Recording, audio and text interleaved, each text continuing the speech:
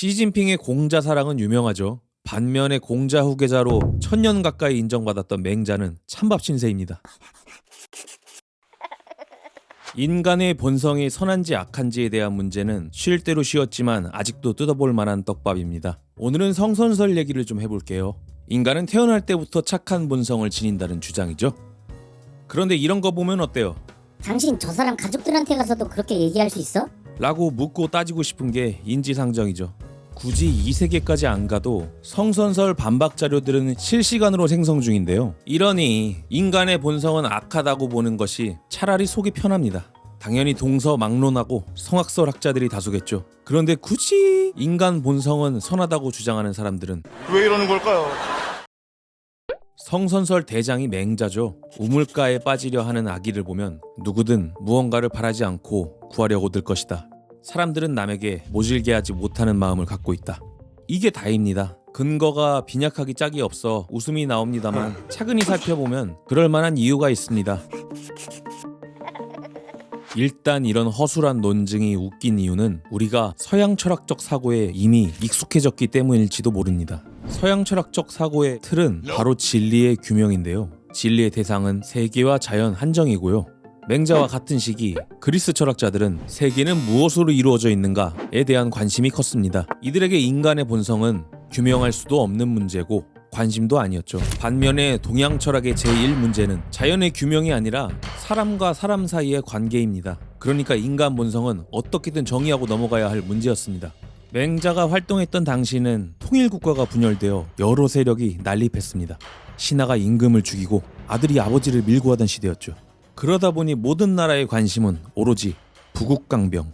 학문이 소프트웨어라면 당시 군주들은 당연히 부국강병 전용 운영체제를 찾아 헤매고 있었습니다. 글쟁이들은 각자 자신만의 방법으로 부국강병책을 제시해 번들로 묶어다가 시장에 내다 팔았고 각국의 군주들은 후한값을 치르고 이것들을 구입했습니다. 이 사상체제 안에는 통치 이념부터 외교술, 군사 전략 전술 등이 있었고 군주들은 이를 통해 백성을 짜내고 군사력을 확충하고 이웃나라를 침공해 세를 넓혀갔습니다. 맹자는 이 꼴을 패도 정치라고 비난합니다. 여기서 패는 두목으로 보면 되겠습니다.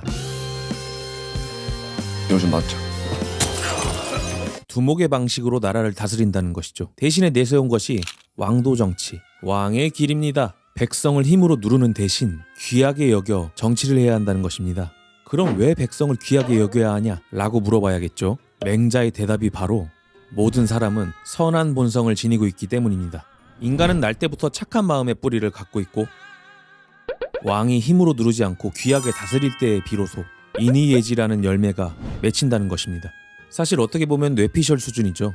성선설은 맹자의 관찰이나 증명에서 비롯된 것이 아니라 신념에서 나온 것입니다. 어떻게 보면 한 사람의 주장에 불과한 내용이 2000년 넘게 살아남았다는 것은 분명 뭔가가 더 있기 때문이겠죠. 그것은 바로 일관성입니다.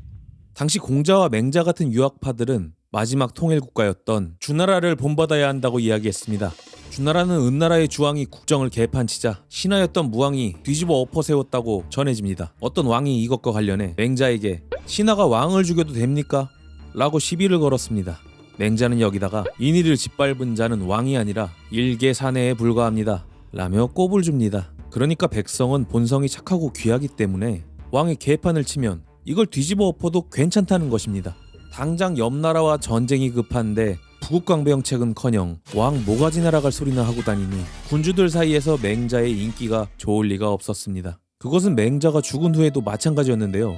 수만 명을 죽이고 명나라를 세운 주원장은 어느 날 맹자를 읽다가 발끈해서 모든 책을 불질러버리려 했죠. 다행히 맹자는 아직까지 살아남았지만 정치인들에겐 여전히 인기가 없습니다.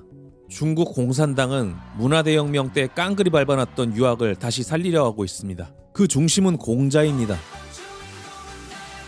공자는 임금과 신하를 엄격히 구분하거든요. 시진핑의 공자 사랑은 유명하죠. 반면에 공자 후계자로 1000년 가까이 인정받았던 맹자는 찬밥 신세입니다.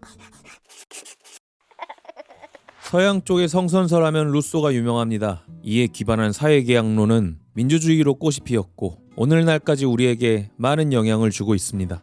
맹자 역시 아직 살아있고 어떻게 꽃필지 아직 알 수 없겠죠. 시청해주셔서 감사합니다. 좋아요 한 번만 눌러주시면 더 감사하겠습니다.